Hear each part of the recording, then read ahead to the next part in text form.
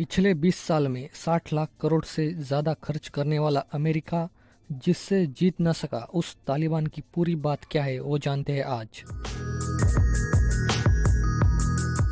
Afghanistan is the graveyard of empires, मतलब अफगानिस्तान साम्राज्यों की कब्रगाह है। यह सदियों पुरानी कहावत हर दौर में सच साबित हुई है। सिकंदर, मुगल, अंग्रेज, सोवियत यूनियन के बाद अब अमेरिका इसका सबसे ताज़ा उदाहरण है।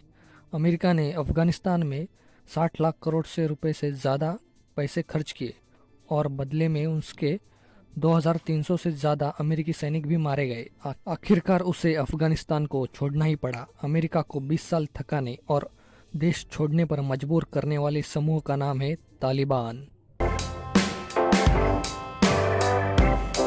15 अगस्त 2021 तक तालिबान ने राजधानी काबुल समेत पूरे अफगानिस्तान पर कब्जा कर लिया है। अफगान सेना तालिबान के साथ समझौता करने को राजी हो गई है। अफगानिस्तान में फिर एक बार तालिबान की सत्ता तय मानी जा रही है।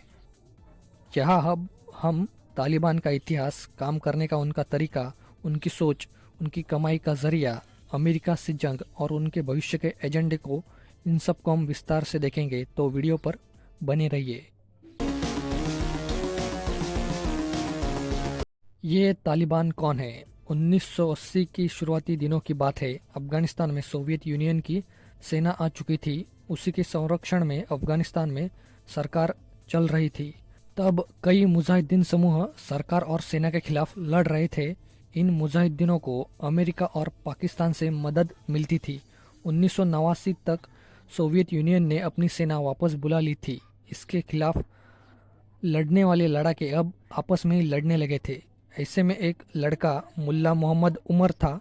उसने कुछ पश्तून युवाओं को साथ लेकर तालिबान का आंदोलन शुरू किया। पश्तो भाषा में मदरसों में पढ़ने वाले स्टूडेंट्स को तालिबान कहते हैं। ये संगठन सुन्नी इस्लाम का प्रचार करता था, जिसे सऊदी अरब से फंडिंग मिलती थी। अस्थिर अफगानिस्तान में तालिबान ने पश्तूनों से शांति और सुरक्षा का वादा किया। मुजाहिदीनों के अत्याचार और भ्रष्टाचार से आजिज जनता ने भी तालिबान में अपना मसीहा देखा। 1994 में तालिबान ने कंधार पर कब्जा जमाया। बाद में 1995 में हेरात पर और बाद में 1996 तक राजधानी काबुल पर कब्जा कर लिया। और इसी के साथ तालिबान ने अफगानिस्तान को इस्लामिक अमीरात घोषित कर दिया था।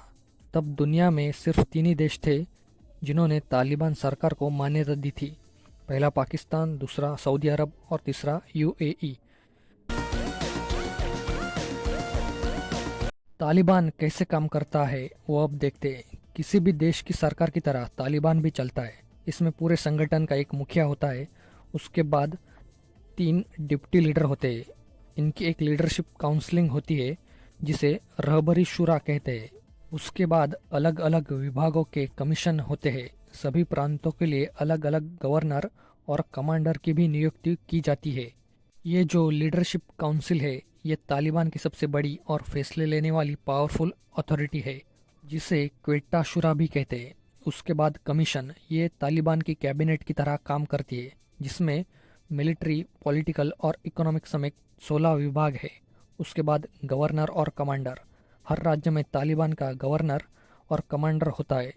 दोनों पदों की नियुक्ति मिलिट्री कमीशन करता है। तालिबान की आखिर विचारधारा क्या है, उनके नियम और कानून क्या है, वो अब देखते हैं। 1996 से 2001 तक अफगानिस्तान में तालिबान की सत्ता थी। तालिबान ने पूरे देश में शरिया कानून लागू कर दिया था। लड़कियों के स्कूल जाने और महिलाओं को काम पर जाने पर रोक लगा दी थी। पुरुषों के लिए नमाज पढ़ना और लंबी दाढ़ी रखना अनिवार्य कर दिया था। आदेश न मानने वालों को सजा देने के लिए एक पब्लिक इवेंट बना दिया था। हत्या के जुर्म में फांसी और चोरी करने वालों के अंग काट दिए जाते थे। और पूरे अफगानिस्तान में दुनिया भर के आतंकवादियों को पनाह दी जाने लगी थी। ये तालिबान कितना रईस है, इनके कमाई का क्या है जरिया, वो देखते हैं। 2016 के फोर्ब्स ने अनुमान लगाया था कि तालिबान का सालाना कारोबार करीब 3000 करोड़ रुपए है। और नाटो की गोपनीय रिपोर्ट के अनुसार 2019-20 में तालिबान का सालाना जो बजट था वो 11,000 करोड़ रुपए था। और उनकी कमाई का जो प्रमुख प्राइमरी सोर्स है वो अफीम है, यानी ओपीएम। अफीम से तालिबान को करीब 2,800 करोड़ रुपए की आमदनी होती है।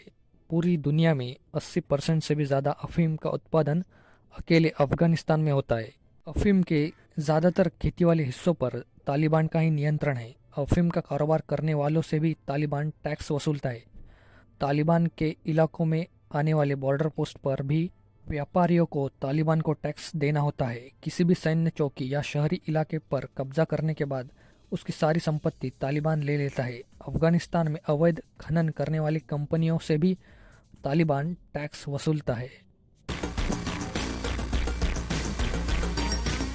अमेरिका और तालिबान में 20 साल चली जंग। 11 सितंबर 2001 को 19 आतंकवादियों ने अमेरिका के 4 यात्री विमानों को हाईजैक किया था। इनमें से 2 विमानों को वर्ल्ड ट्रेड सेंटर, 1 विमान को पेंटागन पर और 1 विमान अज्ञात जगह पर क्रैश कर दिया था। इस हमले में करीब 3,000 से भी ज़्यादा अमेरिकी लोगों की मौत हो गई थी। इस हमले के पीछे अल कायदा का हाथ था। इसी के बाद अमेरिका ओसामा बिन लादेन के खून का प्यासा हो गया था।